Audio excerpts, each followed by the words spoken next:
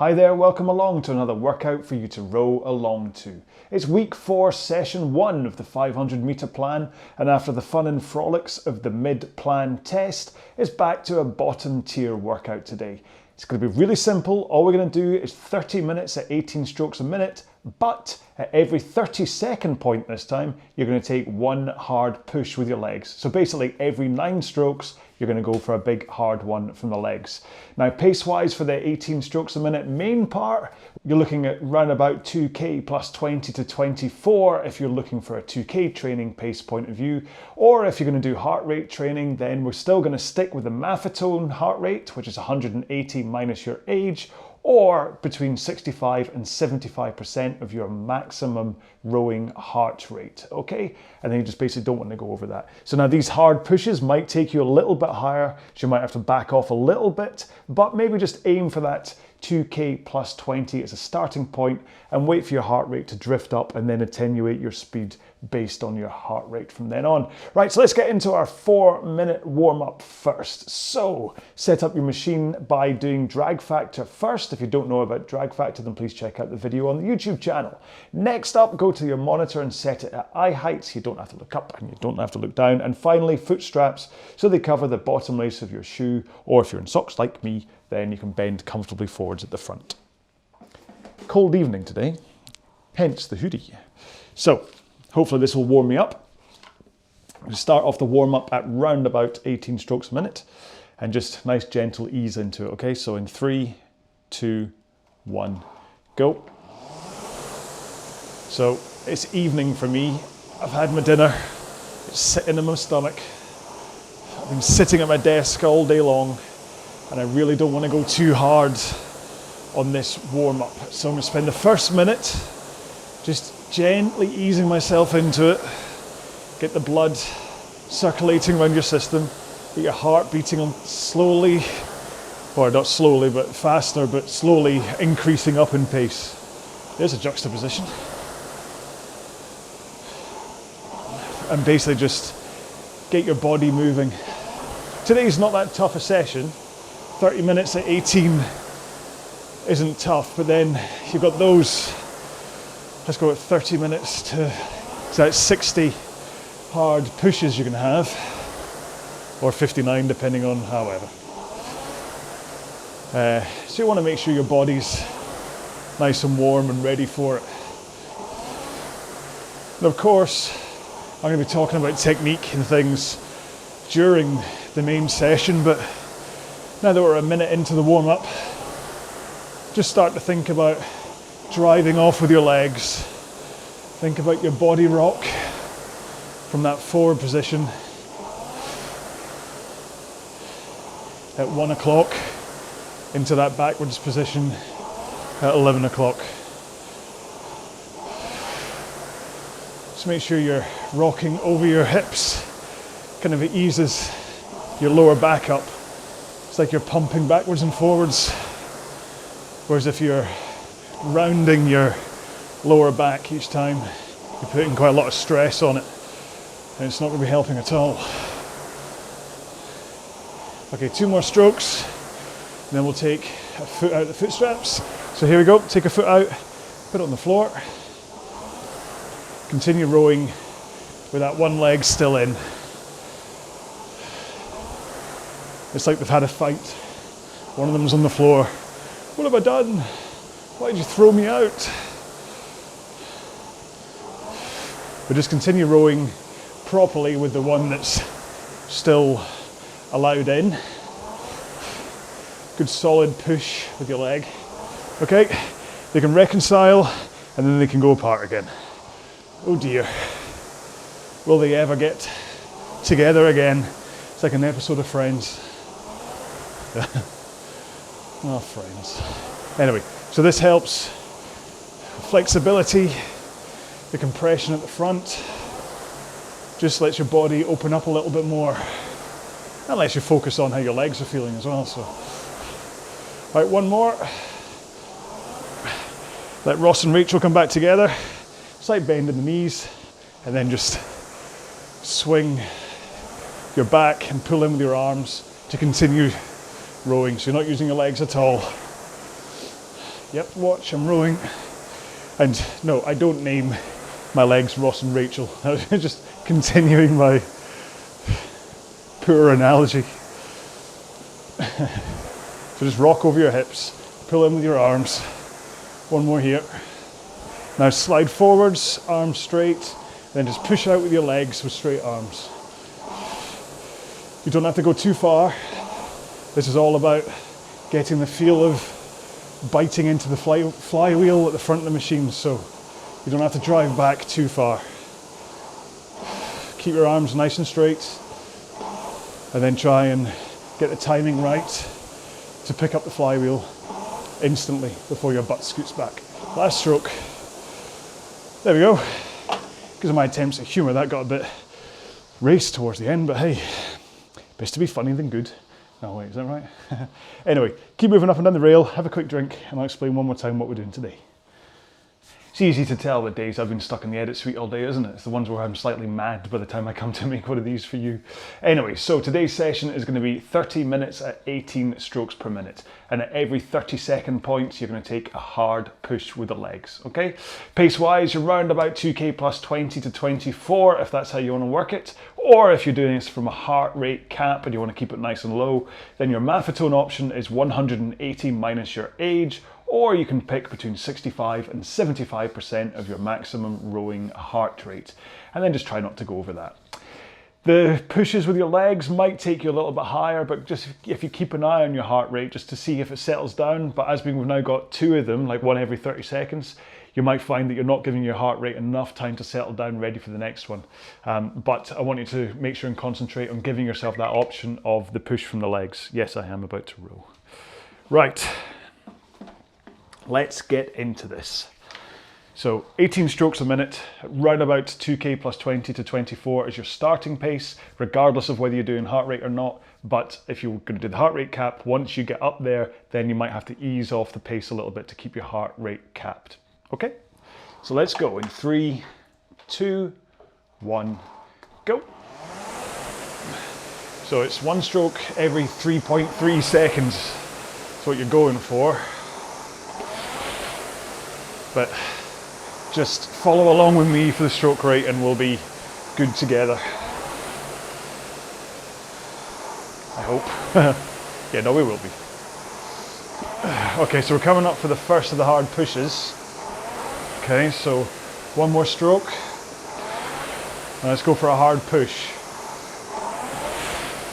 Now, you don't have to go absolute max on these pushes, but I want you to make sure and increase the power you're putting in by quite a fair bit. The whole point of today is to try and work on generating a little bit of power, but then also keeping your heart rate down. So 2 more strokes. 1 more. And here we go with the big hard one again. Now I'm not going to call out every single one of them because, well, that could get boring, to be honest. But you've got a counter in front of you. You're grown up. I'm sure you can work out when you hit the 30-second marks. So it's up to you to follow along and try and remember when they're supposed to be. Like, did you do the one just then? Now I'm definitely, each one of these hard pushes is kind of making me go about 10 seconds faster. I'm happy with that. Don't really want to go max with this power. I just want to make sure I'm feeling more power from the legs, slightly better connection at the front, a good surge, growing that fireball, but then also making sure that for the other 16 strokes in these minutes, I'm being controlled, keeping the pace where I want it to be. I'm not flailing around. There we go, here's another one.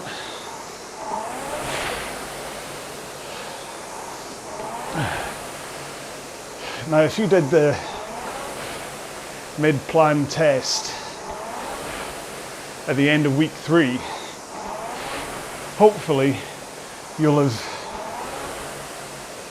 at least discovered some elements that you might need to improve on. Maybe not. Maybe you absolutely rocked it and you're like, I don't need to work on anything, I just need to get faster.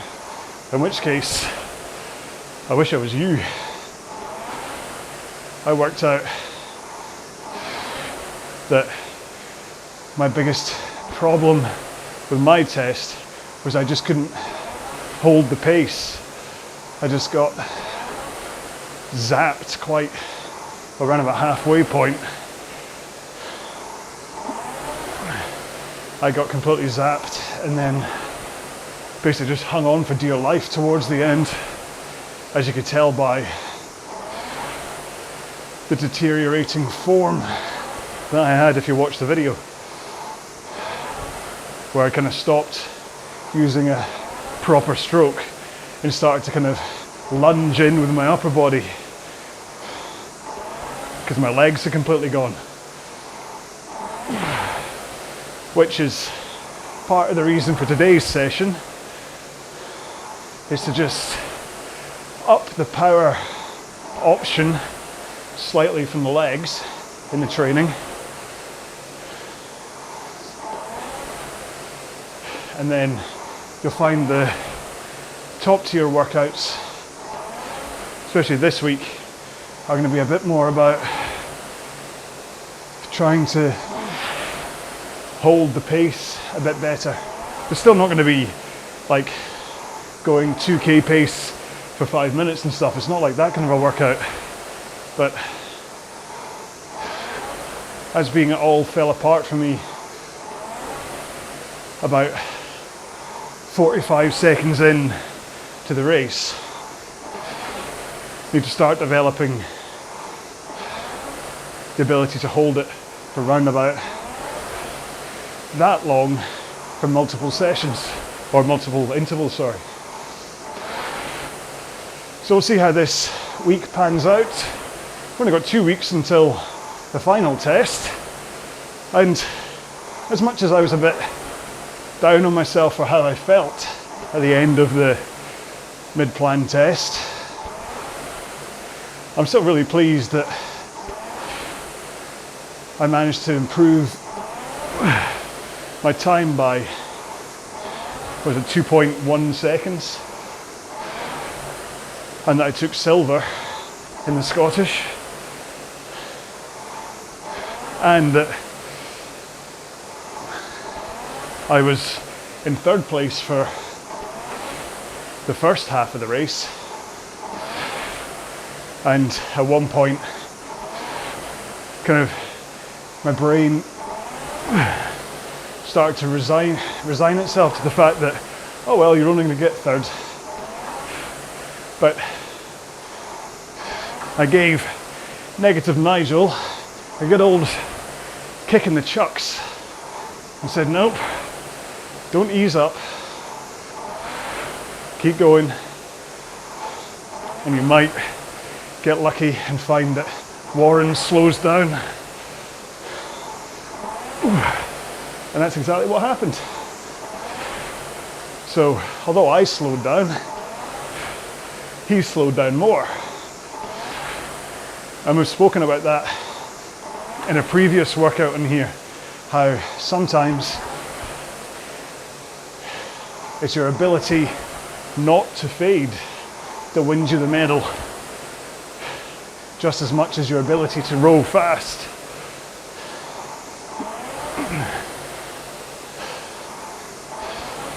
So that's going to be the focus of this week, is a bit of power from the legs and trying to develop some lastability at speed.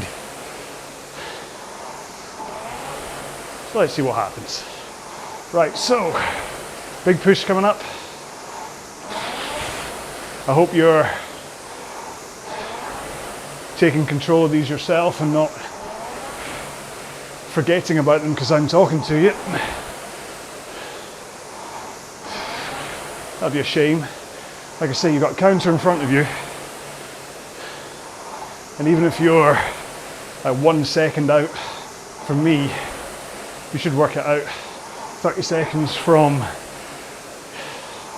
now will be your next one, so just do the maths.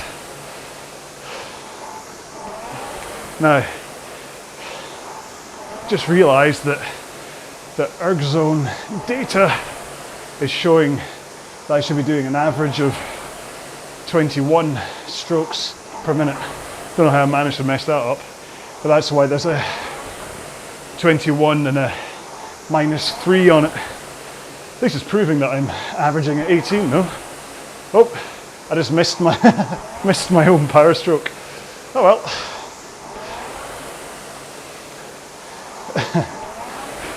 So I could have faked it. Could have said nothing and just...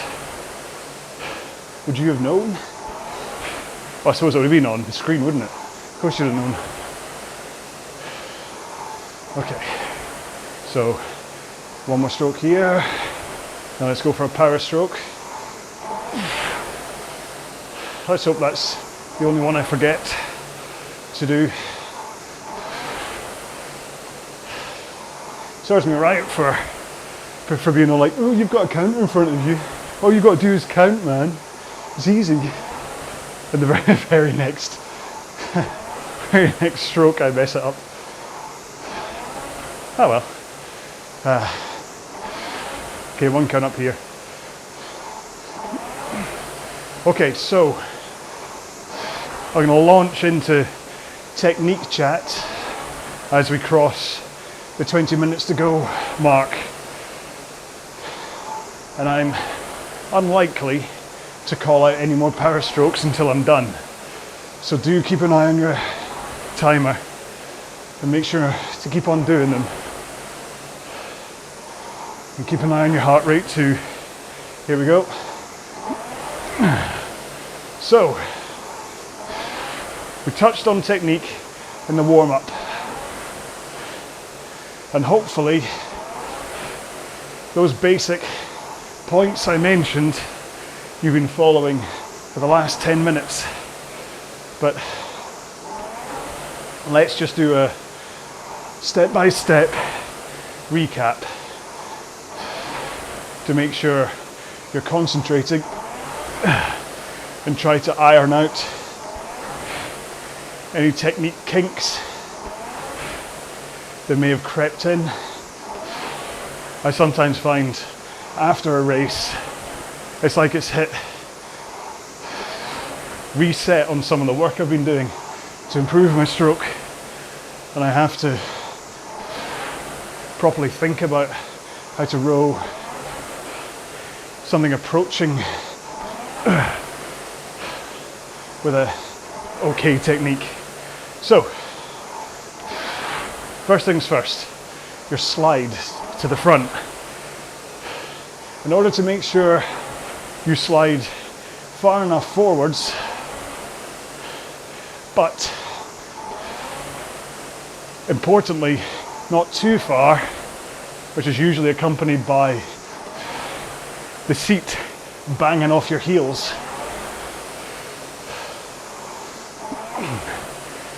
There's two things you have to bear in mind. The first one is that you want to be sitting forwards on your sit bones, okay? So nice and tall on your sit bones rather than with your hips rolled backwards when you're sitting on the fleshy part of your butt. So you want to be up on your sit bones, nice and powerful, primed for the stroke with that forward body lean.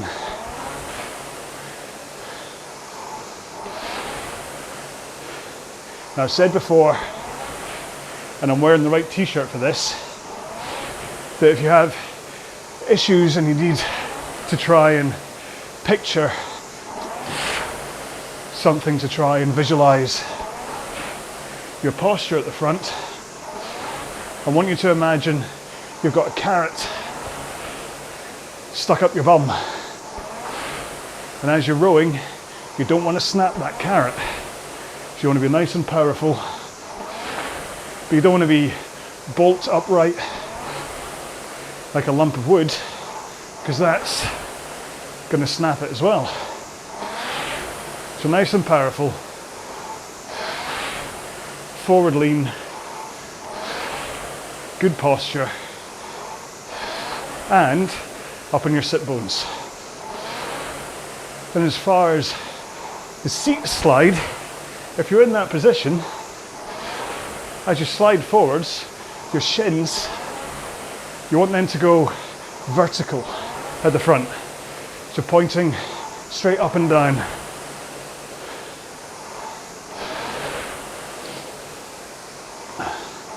If you go too far past vertical, that's usually when the seat whacks off your heels. Or what it does is it changes the angle of the force you're putting into the machine. And you either leak power or you fall off the seat because you're pushing at the wrong angle. So, shins at vertical. If you can't get to vertical, don't worry about it. Work on some flexibility and check out the rowing technique hacks video I have up on this YouTube channel, which shows you how to use a post-it note to help develop the flexibility to be able to slide far enough forwards for your shins to point to vertical. Right, hang on, 3, 2, 1, here we go, push. That's us halfway through this workout. Now, you may have heard or read or watched or whatever something about you should be able to get forwards with your shins in a vertical position without lifting your heels off the foot plate. Now, that has its place in terms of trying to teach you the right body position, but once you have this forward lean, this good posture up on your sit bones, if you need a slight heel raise to get your shins to vertical, then it's okay, provided you have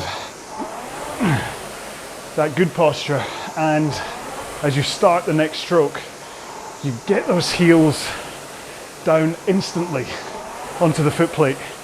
Because the problem with the heels up is that it can promote a butt scoot and a power leak. But to get your heels down nice and quick, you don't have to worry about that. But it must be said, heels up and the seat going so far forwards that it bangs off your heels is usually as a result of you having your hips tilted backwards instead of being forwards on your sit bones. Big push coming up. So there we go. So that was a long explanation about the right posture at the front of the machine. And the reason for that is because it's absolutely vital. It's the most important part of your stroke, your body position as you get ready to start the stroke, because it sets up everything else. So, to everything else then. Your arms nice and straight. So you've got your body position, arms straight, maybe with a external rotation of your elbows, which will help lock in your lats and also help you focus on keeping your arms straight. Talking of focus, I've lost mine. My heart rate's up at 75. Yeah, back off a bit.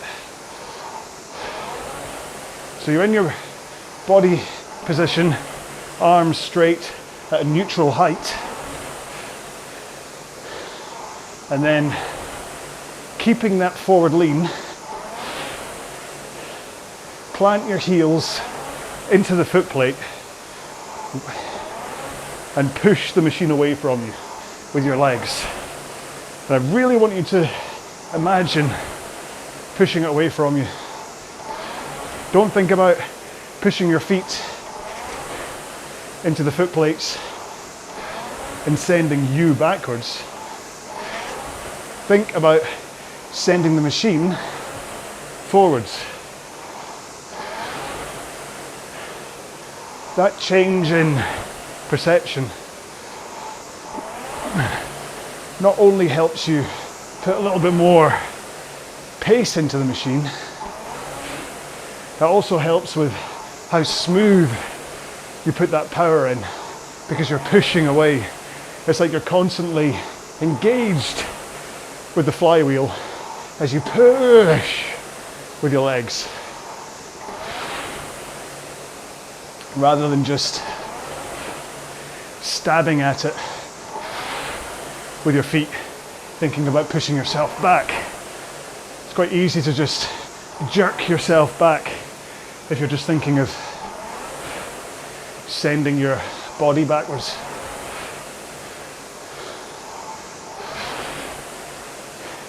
So anyway, you drive, but you hold that forward lean as you push the machine away. So push, and then when your leg drive is around about halfway, that's when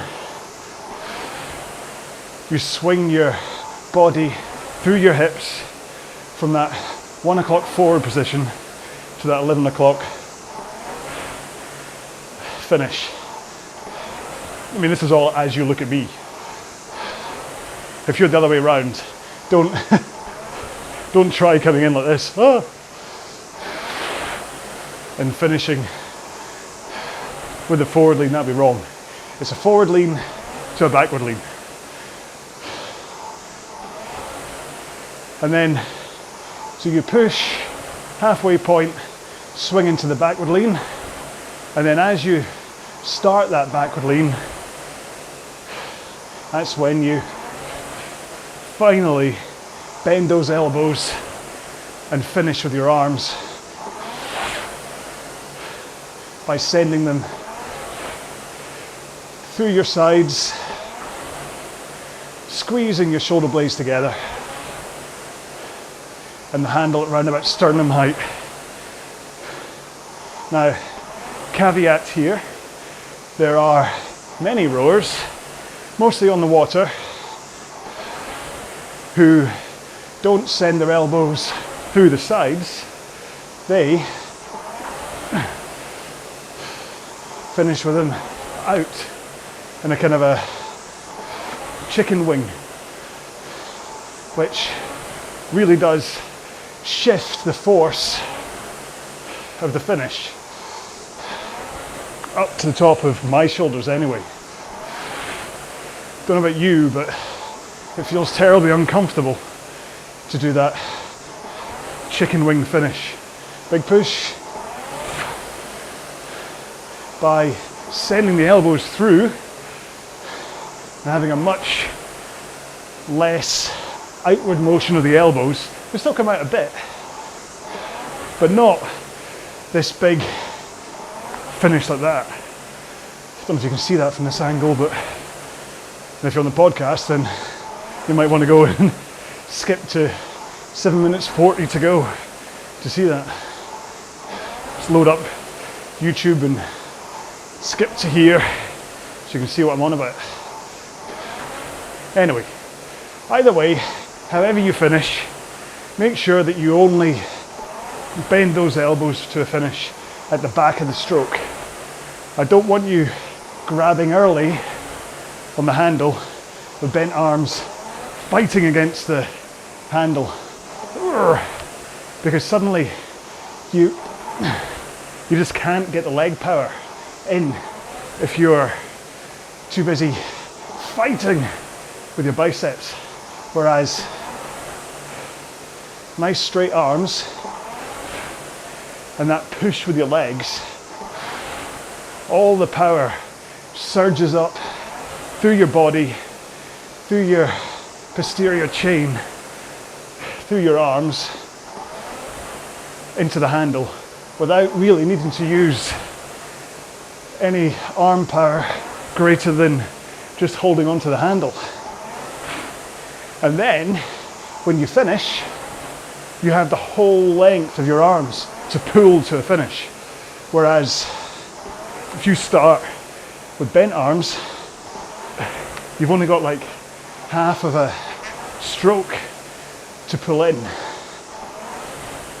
Big push.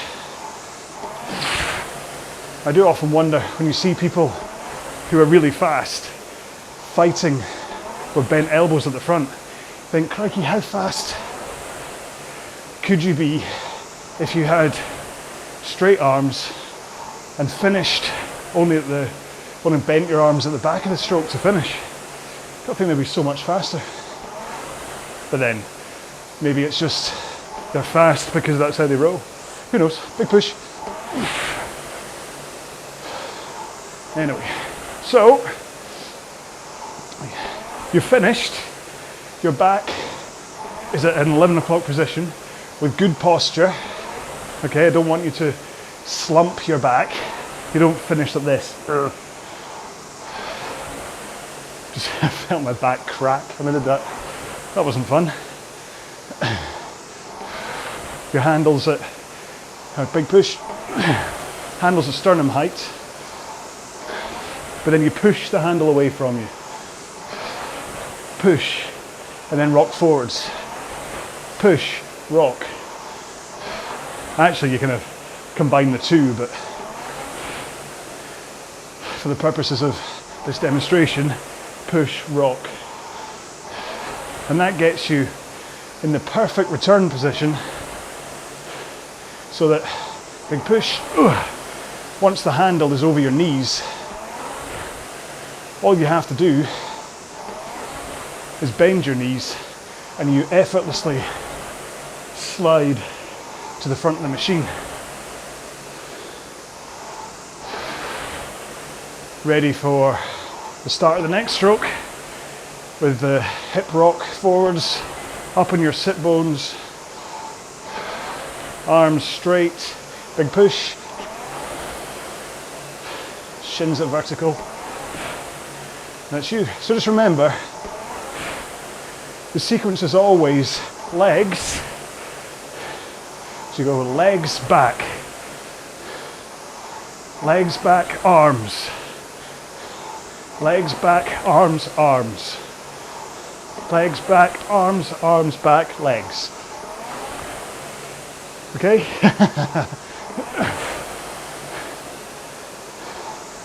So you always start with legs and end with legs. So I don't want your legs to bend before your handle comes over them, because that causes your hips to tuck under as well.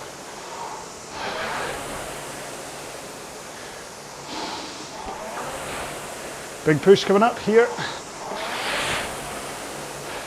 And that is pretty much the rowing stroke. Other tips include trying to keep your chin neutral. So if you're the type that launches your chin back before you start the stroke, what tends to happen is, you know, I mentioned that forward lean at the front. If you do that chin rise you end up swinging your back with it. But if you keep a neutral chin with eyes focused on the monitor, you can hold that forward lean better. I just look at the top line of data, unless I've got Heisenberg strapped to the PM,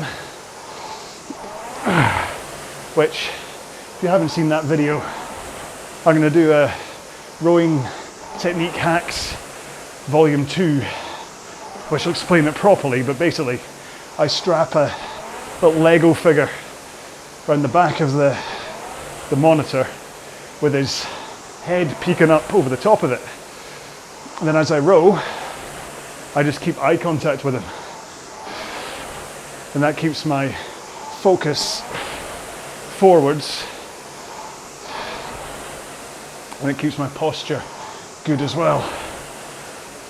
And the wee Lego man that I've got looks like Heisenberg from Breaking Bad. Boom, boom. Which actually, if you haven't seen Breaking Bad, you really should. It's a great series. Once you get past the first 3 or 4 episodes anyway. Big push.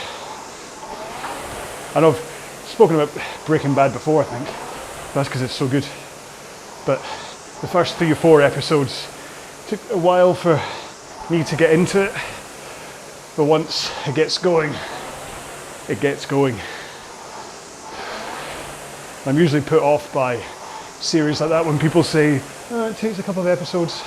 But I'm really glad I persevered with that one. Final big push. There we go. I think I missed about 4 or 5 of them. That's okay. My heart rate was getting a bit hard to control at one point anyway, so probably a good idea to have eased off every now and then. As you can see, I'm down at 2k plus 30 almost last stroke. So there we go. That was our bottom tier engine building, fuel refining row with a little bit of added power by doing these power strokes every 30 seconds, apart from the ones that you missed, or I say you missed, I missed. Right, let's do a 2-minute cool down. In 3, 2, 1, go. Which ironically is going to be exactly the same pace I was just rowing at, but hey, like I say, the habit of a cool down is just as much value as the cool down itself. It's important that you even just 2 minutes slower rowing, it's really important just to make sure you mentally decouple with your rowing, that you physically just calm down a little bit. Just let your muscles not seize.